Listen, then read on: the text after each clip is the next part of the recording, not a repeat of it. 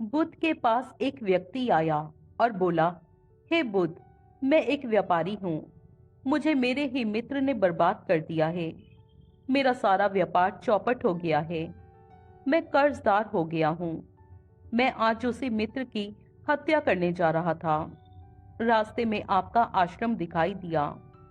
लोग कहते हैं कि आप सभी की समस्या का समाधान कर देते हैं। क्या आप मेरी भी समस्या का समाधान कर सकते हैं? क्या आप मुझे कोई मंत्र दे सकते हैं जिससे मैं अपने मित्र से अधिक धनवान हो जाऊं? बुद्ध ने कहा, मैं तुम्हें रास्ता दिखा सकता हूं जिस पर यदि तुम चलोगे तो तुम्हें ऐसा खजाना मिलेगा जो कभी खत्म नहीं होता, बल्कि खत्म करने पर और बढ़ता जाता है। व्यापारी बोला, हे बुद्ध, जल्दी से मुझे वो मार्ग बता दीजिए।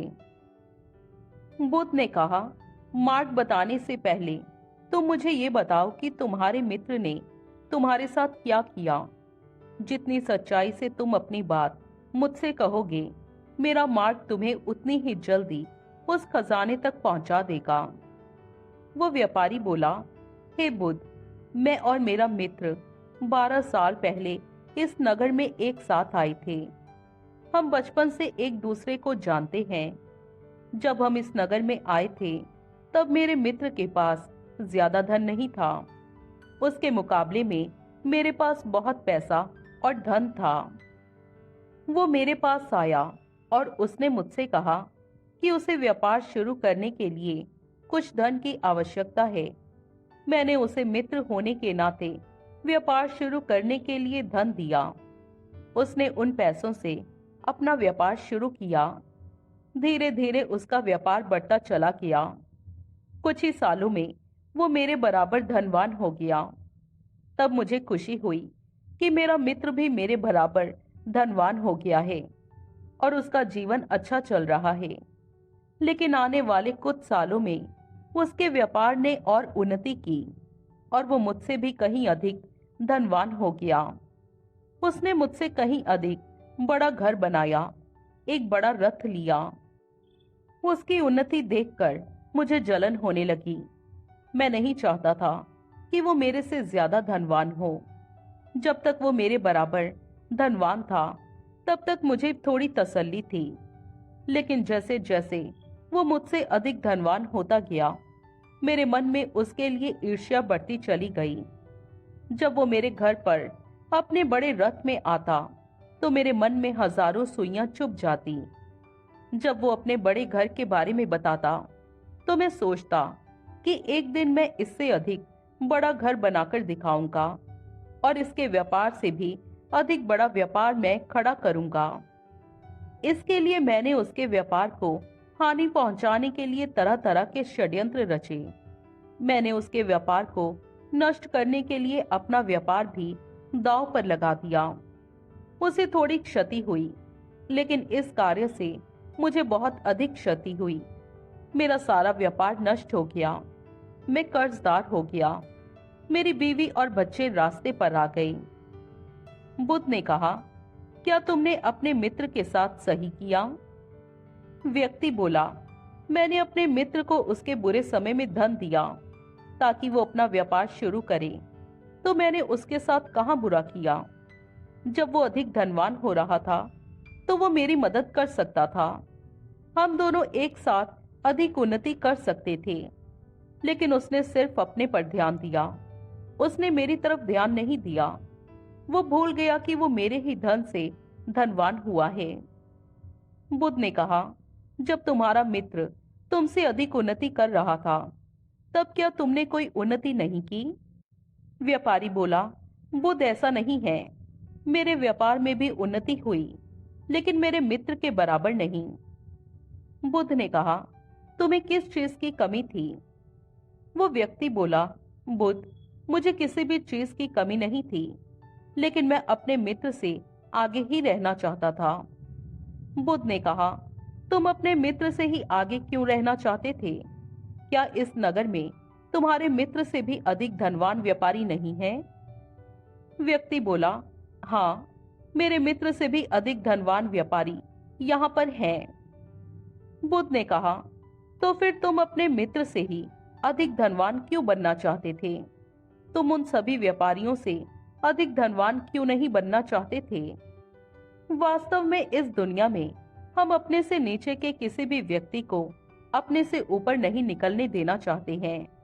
जो हमारी दया का पात्र है, हम चाहते हैं कि वो हमेशा हमारी दया का पात्र ही बना रहे। अगर वो हमसे कहीं आगे निकल जाता है, तो भले ही हम अपने चेहरे पर एक मुखौटा लगाकर दर्शाएं कि हमें खुशी है, लेकिन अंदर ही अंदर हमारा मन इस बात से बेचैन हो जाता है और वो स्वीकार ही नहीं कर पाता कि कल तक जिस पर मैं अपनी दया दिखाता था, आज वो मुझ पर दया दिखाने लायक हो गया है। और उस पर भी जब वो व्यक्ति आपकी दिखाई दया का गुणगान नहीं करता, आपकी मदद नहीं करता, तब आप उसे ये बता देना चाहते हैं कि उसको जो मिला है वो आपकी दया दृष्टि की वजह से ही मिला है। तब आप तरह तरह के षड्यंत्र रचते हैं और चाहते हैं कि वो व्यक्ति वहीं उसी स्थिति में पहुंच जाए जहां आप उस पर फिर से दया कर सकें। इसके लिए आप अपना सभी सुख चैन भी छोड़ देते हैं, जैसा कि तुमने किया। तुम चाहते तो अपने मित्र की उन्नति को सहज स्वीकार कर सकते थे और अपने व्यापार की भी उन्नति कर सकते थे। तुम्हें किसी तरह की कोई कमी नहीं थी, लेकिन तुमने अपने आप को स्वयं बर्बाद कर दिया। वो व्यापारी बोला, हे बुद्ध, आप मुझे ये ना बताएं कि मैंने क्या गलत किया, क्या सही किया। आप मुझे वो रास्ता बताएं जिससे मैं अपने मित्र से भी अधिक धनवान बन सकता हूँ। बुद्ध ने कहा, क्या तुम सब दांव पर लगाने के लिए तैयार हो? अगर तुम सब दांव पर लगाने के लिए तैयार हो, तो मैं तुम्हें वो रास्ता दिखा सकता हूँ। व्यक्ति बोला, हाँ बुद्ध, मैं सब कुछ दांव पर लगा सकता हूँ। बुद्ध ने कहा, तो जैसा मैं कहता हूँ वैसा तुम करो। तब तुम 1 वर्ष बाद अपने मित्र से भी अधिक धनवान बन जाओगे और एक ऐसी संपत्ति के मालिक हो जाओगे जो कभी खत्म नहीं होती। तुम सबसे पहले अपने मित्र के पास जाओ और उससे अपना व्यापार शुरू करने के लिए धन मांगो। व्यापारी बोला, बुद्ध, आप ये क्या कह रहे हैं? मैं अपने मित्र से नहीं मांग सकता। बुद्ध ने मुस्कुराकर कहा, अगर तुम्हें वो संपत्ति चाहिए तो तुम्हें ऐसा करना होगा। वो व्यापारी तैयार हो गया। बुद्ध ने कहा, इसके बाद तुम उस धन से व्यापार शुरू करना। 1 वर्ष तक रोज इस आश्रम में आना और भिक्षुओं से ध्यान सीखना। 1 वर्ष तक जो भी व्यापार में कमाओ, उसमें से केवल उतना ही अपने पास रखना जितने की तुम्हें आवश्यकता हो। अधिक धन को गरीबों में बांट देना और लोगों की सहायता के लिए उपयोग करना। नशा मत करना। अपना व्यापार पूरी ईमानदारी से करना। कोई षड्यंत्र नहीं रचना। किसी की निंदा नहीं करना। किसी की प्रशंसा भी मत करना। ये सारे काम 1 वर्ष तक नियम से करना। तब तुम्हें वो खजाना अपने आप मिल जाएगा जो कभी खत्म नहीं होगा। उस व्यक्ति ने ऐसा ही किया। 1 वर्ष पश्चात वो बुद्ध के पास आया और बुद्ध के चरणों में गिरकर बोला, हे बुद्ध, आप जिस संपत्ति की बात करते थे वो मुझे मिल गई है। बुद्ध ने कहा, क्या तुम्हारा व्यापार तुम्हारे मित्र से अधिक हो गया है? वो व्यक्ति बोला, नहीं, वो मेरा व्यापार तो बहुत छोटा सा है, लेकिन मैं अब उसमें संतुष्ट हूँ। मुझे इतना मिल जाता है कि मैं अपनी पत्नी और बच्चों का पालन पोषण अच्छे से कर पाता हूँ और साथ ही मैं दूसरे व्यक्तियों की मदद भी कर पाता हूँ। मुझे अब समझ में आ गया है कि हम लोग अपना जीवन व्यर्थ में ही गवा रहे हैं। हम सब व्यर्थ की बातों में ही पड़े रहते हैं। जो संपत्ति हमारे पास है, हम उसको नहीं देखते। हम कंकड़ पत्थर बीनने में ही लगे रहते हैं। जिस बात को मैं पहले नहीं समझ पाता था, अब वो बातें मुझे स्पष्ट समझ में आती हैं। मैंने अपने मित्र से ईर्ष्या की और वो इसलिए था कि हम अपने सुख से सुखी नहीं होते, अपितु दूसरे के सुख से दुखी हो जाते हैं। ऐसा ही मैंने अपने मित्र के लिए किया था। अब मुझे हंसी आती है कि मैं किन छोटी छोटी बातों में उलझा हुआ था। अगर आप मेरे जीवन में नहीं होते बुद्ध, तो मैं ये कभी नहीं समझ पाता।